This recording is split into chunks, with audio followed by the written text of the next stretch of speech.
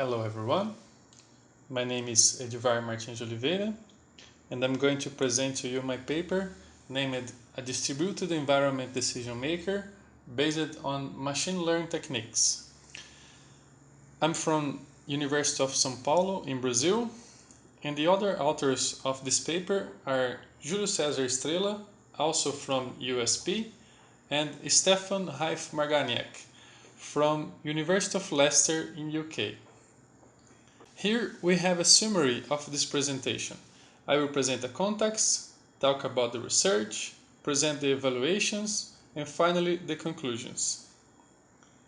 So, the context of this paper is protein structure prediction, which is the search for the three-dimensional structure of when the amino acid sequence is known.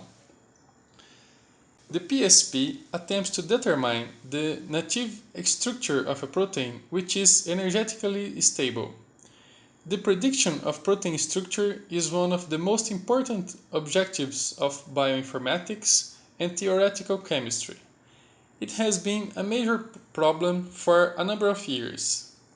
It is a time-consuming task, involving intense computation and sophisticated techniques. There are diverse systems offering resources to perform PSP calculations. Machines with good capacities are needed to work in this PSP process. In many cases, they are offered in scientific gateways. Scientific gateways have high acceptance in various academic circles for their flexibility, simplicity of use, and wide range. Those are systems that try to offer in a simple and accessible way the computation to any user that needs to perform their experiments. However, such systems can hide performance bottlenecks that slow down the progress of researches, possibly causing waste of resources and producing unsatisfying results. There are many examples of science gateways. Some of them are Pegasus, Taverna, JUICE, and Galaxy.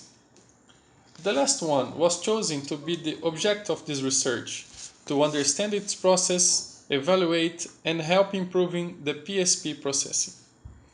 We have here at USP a personalized version of Galaxy named Koala.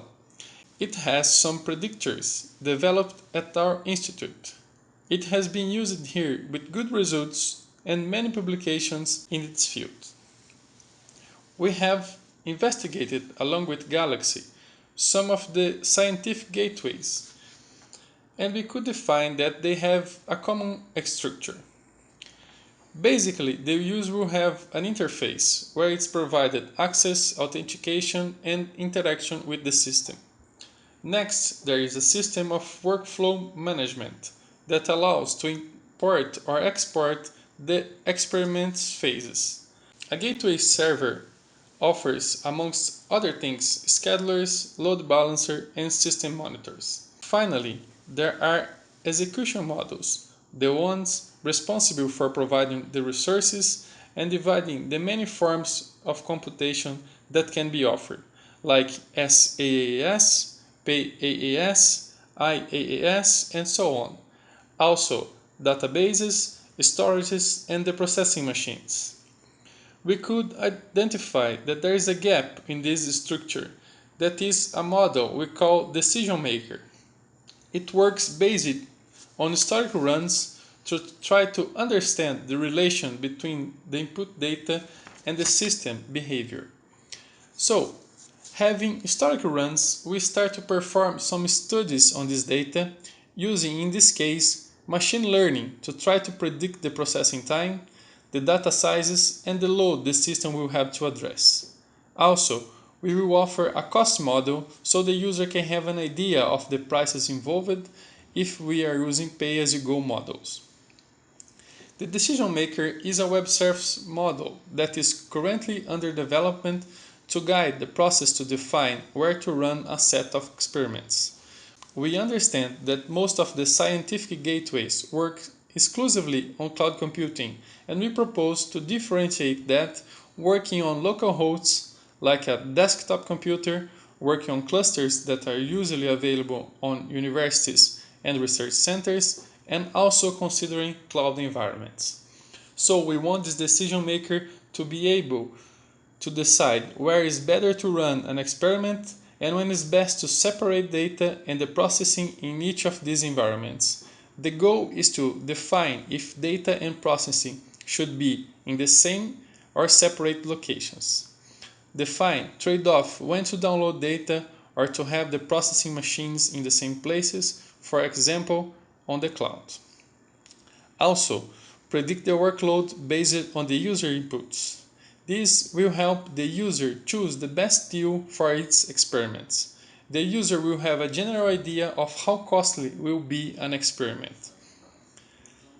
To help understand these relations, we have performed a first experiment with Koala, which I remember is a Galaxy instance.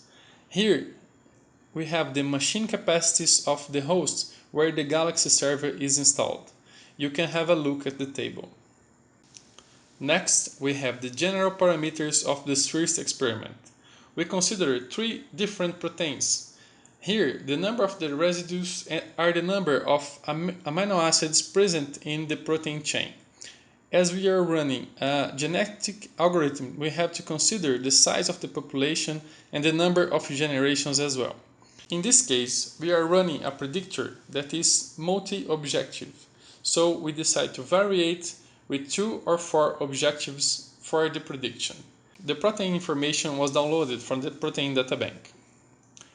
In this chart, we can see the result of these preliminary experiments. The time represented in minutes that takes to generate the populations for the predictors. We can see a curve that grows really fast, considering the simple variation on the parameters. It is a concerning behavior for the system.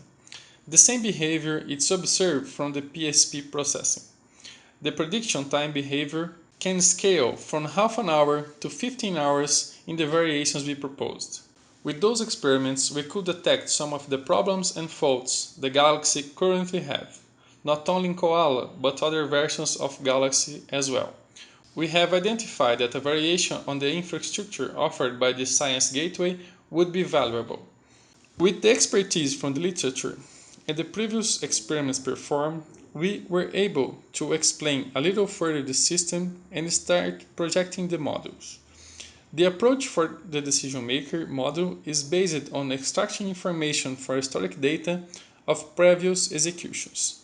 Considering this, we proposed a bigger experiment with other parameters and variations, and it was performed an artificial intelligence technique. The chosen approach was KNN, K near neighbors, to understand the influence of the output data and try predicting the output of the system. Here are the parameters for the second scenario. We also considered 3 protein sizes variating from 12 amino acids, 36 amino acids, and 100 amino acids. We also have population and generations data, and in this case we used a mono-objective algorithm. The black line represents the information collected from the system. We can observe that there is a growth in the response time according to the parameters. The red line represents the prediction informed by the KNN algorithm, which achieved a very small error rate. The first chart represents the process time from the PSP. The second chart shows the resulting file size of each experiment, having a similar behavior. They are measured in gigabytes, and the prediction was quite close to the real results, offering an idea of the storage capacities needed for these informations. Our current efforts are to have a strong and varied database of the current system. We use simulation in order to extrapolate the information collected and have a better view of the overall system. We are going to implement a cost model, and we will model a complete network environment so we can have a more reliable system and the user can have a general idea of running an experiment. In conclusion, we presented a decision maker structure based on machine learning techniques that can help the user to decide whether to run an experiment locally in a cluster or directly on cloud, and also have an estimate outcome of the results. Our novel work is proposed to solve some of the difficulties of the current systems. The experiments have shown that the current system contains many shortcomings affecting the user experience. Next on our research, based on the user input, we will have defined time response, cost, and capacity. The decision maker will be able to have the resource optimization, algorithms characterization, offer a prediction of the workload, and process the generated data.